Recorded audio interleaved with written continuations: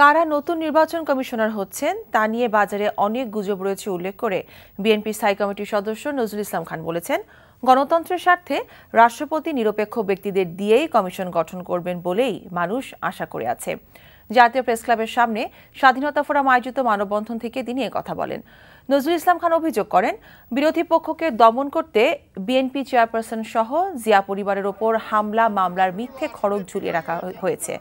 সরকারের লোকেরা নিজেদের দাম্ভিকতা জাহির করতে গুলি করে সাংবাদিক হত্যা কিংবা শিক্ষার্থীদের বুকের ওপর দিয়ে হেঁটে যাওয়ার মতো ঘটনা ঘটাচ্ছে বলেও অভিযোগ করেন নজরুল।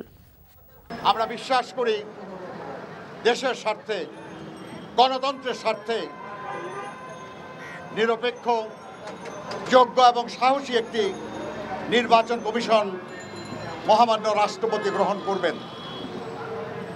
নানা গুজব আছে, কিন্তু সেই কোনো গুজব গণতন্ত্রের জন্য শুভ না।